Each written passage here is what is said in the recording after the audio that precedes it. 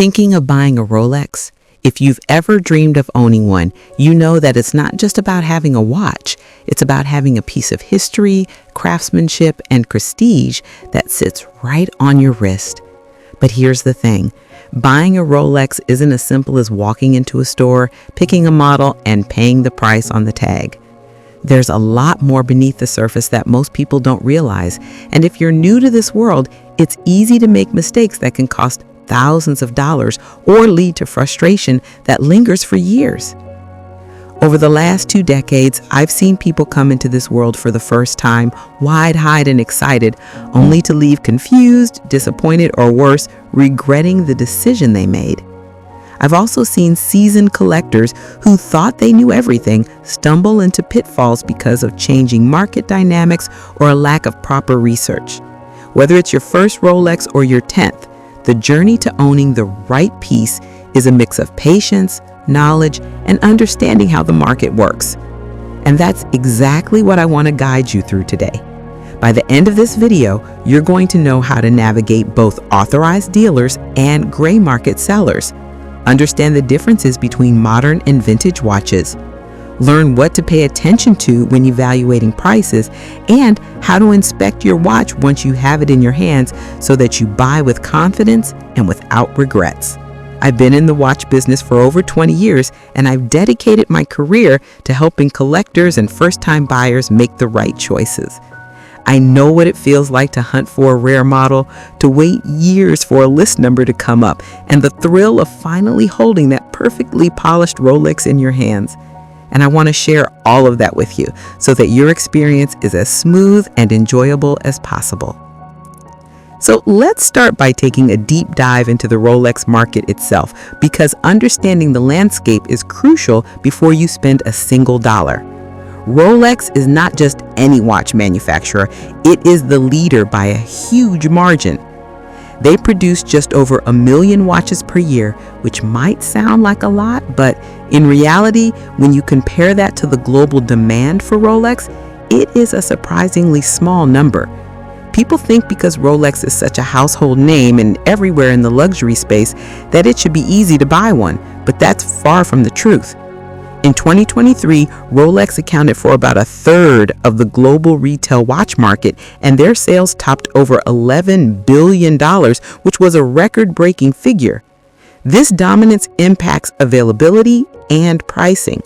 A Rolex isn't just a product, it's a status symbol, a collectible, and a highly sought-after asset, which is why even with over 1 million pieces made, certain models are practically impossible to find without waiting years.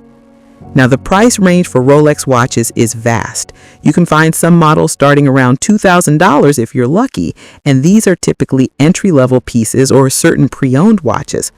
On the other end of the spectrum, there are rare auction pieces that sell for millions, sometimes because of provenance, historical significance, or extreme rarity. For most people, though, the average price you're likely looking at is somewhere around $12,000 for the popular models that collectors and enthusiasts gravitate toward. Among these, 4 models dominate the conversation: the Datejust, Daytona, Submariner, and GMT Master II. Each of these watches has a story and a place in the Rolex legacy. The Datejust, for example, is the quintessential Rolex, classic, versatile, and instantly recognizable. The Daytona is legendary, not just for its precision as a chronograph, but because of its association with racing and celebrities. The Submariner is the ultimate tool watch, with decades of underwater credibility and an iconic design that has hardly changed over the years. And the GMT Master II is a traveler's dream with its dual time zone capability and bold, colorful bezel. When it comes to choosing between modern and vintage watches, the decision is more than aesthetics. Vintage watches are alluring because they carry history. There's something magical about wearing a watch that might have been on someone else's wrist 50 years ago. A watch that was made in a time when Rolex production numbers were far lower, meaning finding an original, well-maintained model with its box and papers is like discovering buried treasure. Modern watches, however, bring the latest technology and materials, ceramic bezels that resist scratches, improved movements with better accuracy, enhanced water resistance, and alloys that make the watch more durable than anything produced decades ago. Yet, even with Rolex producing over 1 million watches a year, the demand today is so high that many modern models are nearly impossible to acquire at retail prices. This is especially true for stainless steel models like the Daytona or the Pepsi GMT. You could walk into an authorized dealer and be told a 2 to 3 year waiting list exists, and even then, there's no guarantee that your patience will pay off. So what's the solution? Mix it up. Own a combination of modern and vintage pieces. This strategy not just gives you variety in style and function, but it's also a smart approach from an asset perspective. Watches are, after all, not just jewelry. They're assets that, when chosen wisely, hold value and even appreciate over time. Diversifying your collection can provide both enjoyment and a measure of financial security, something that a single focused collection might not achieve. Next comes the tricky part, deciding how much to pay. Many buyers assume the retail price is the right price, but that is far from reality. Rolex pricing is largely dictated by supply and demand. A popular model like the Daytona might have an official retail price of around $14,000, but in the real world, buyers often pay 2, 3, or even 4 times that price depending on market conditions. The key here is research. Websites like Watch Charts, Chrono24, and eBay completed listings give you a window into real-world transactions over the past 6 to 12 months. By studying these tools, you can see what collectors and buyers are actually paying, not just the MSRP. Historical trends are also important. Some models spike in value shortly after release, others hold steady for decades, and some fluctuate based on market sentiment. Being aware of these trends allows you to make informed decisions and avoid overpaying for a watch that hasn't reached or won't maintain its market value. When it comes to buying, you have 2 main options: authorized dealers or gray market sellers.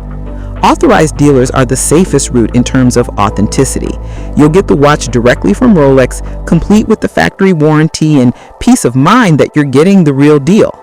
However, the biggest challenge with ADs is access. Popular models often have multi-year waiting lists, and some dealers practice bundling, which means you may have to buy extra watches or even jewelry before you're allowed to purchase the one you want. This can be frustrating, especially if you're impatient or don't want extra pieces cluttering your collection. Gray market dealers, on the other hand, offer immediate availability. You can find almost any model you want, including discontinued or vintage pieces, without waiting years. The catch is prices are higher because you're paying a premium to get the watch now, and there is a slightly higher risk of fakes. The key to navigating gray market dealers safely is research. Look at reviews, check Chrono24 for trusted sellers, and ask detailed questions about warranties and return policies. Never forget you're buying the dealer, not just the watch. A reputable dealer is your safety net and can protect both your investment and your peace of mind. Once you have your watch in hand, inspection is critical.